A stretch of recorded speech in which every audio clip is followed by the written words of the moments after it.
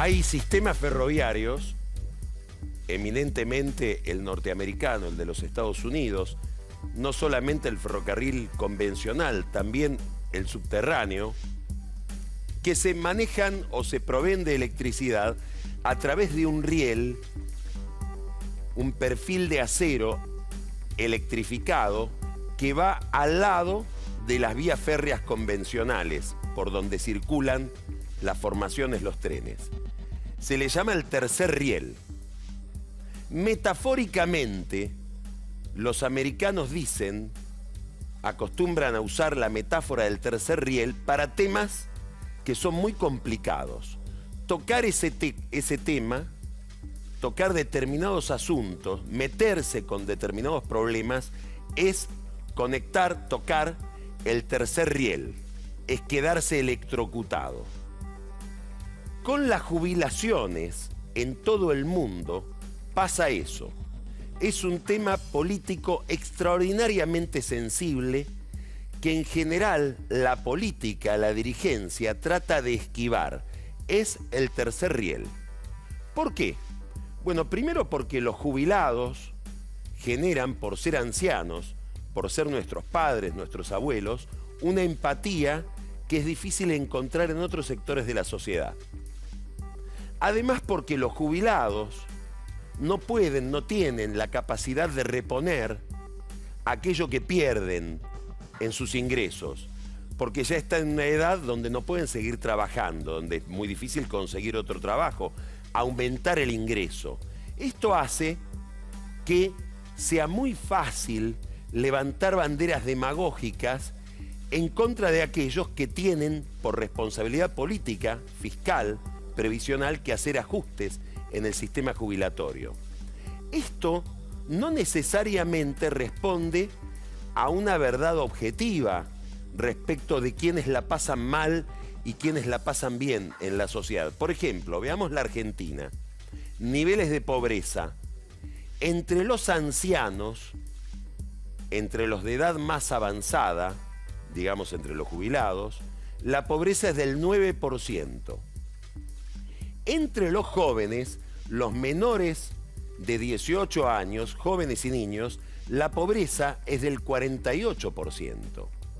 Prácticamente la mitad de los jóvenes y niños son pobres y solamente el 10% de los ancianos son pobres, porque a lo largo del tiempo, y sobre todo con la incorporación de grandes masas de ancianos al sistema previsional, han obtenido recursos estables, seguros y actualizados.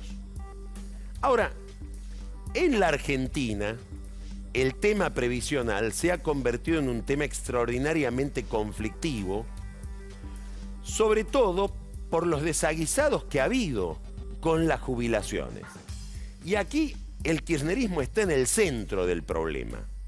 Durante el periodo Kirchner, tanto de Néstor como de Cristina, se incorporaron al sistema previsional 3,5 millones de beneficiarios que no hicieron los aportes correspondientes.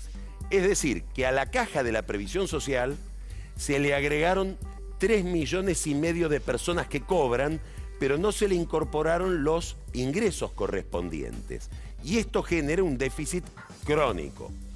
Gran parte de esta incorporación se produjo mientras Sergio Massa estaba al frente de la administración de la Seguridad Social, de la ANSES. De los 3,5 millones de nuevos jubilados y pensionados, 1.800.000 los incorporó Massa. El resto corresponden a Vudú y a Diego Bocio.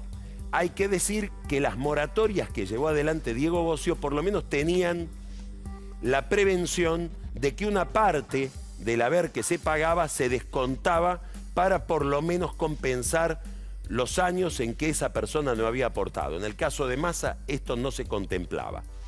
Este es un problema extraordinario que tiene la Argentina porque ha habido una irresponsabilidad absoluta respecto de cómo se manejan los recursos de los jubilados. A esto hay que agregar otro problema, que lo tenemos en los diarios hoy.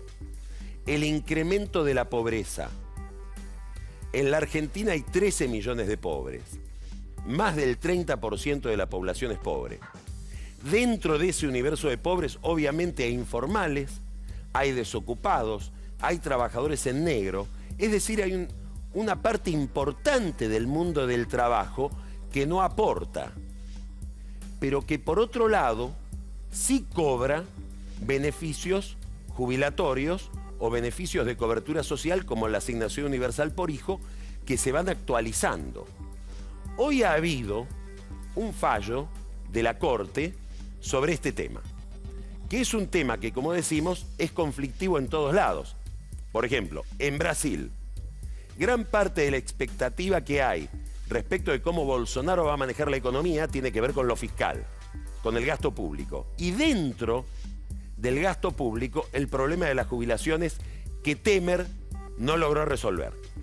Bueno, Bolsonaro ya ha dicho que en contra de las expectativas que se habían generado, él en materia de jubilaciones va a ser gradualista, porque no se puede resolver el problema fiscal brasileño matando enfermos o matando viejos, dijo Bolsonaro. En España, de Rajoy a Pedro Sánchez siguen transmitiéndose problemas fiscales y en el centro de esos problemas el problema jubilatorio. En la Argentina, la Corte se encontró de nuevo con un problema que es cómo actualizar las jubilaciones de un periodo en que se salió de la convertibilidad, empezó a haber de nuevo inflación, pero no había un ajuste automático de las jubilaciones. Hubo un caso, el caso Blanco, que establece o que reclama que la jubilación a ese jubilado no se le venía actualizando como correspondía. Se tomaba un índice de sueldos del sector formal que no beneficiaba a este jubilado que quería ser actualizado en sus saberes por otro índice más ligado a la inflación.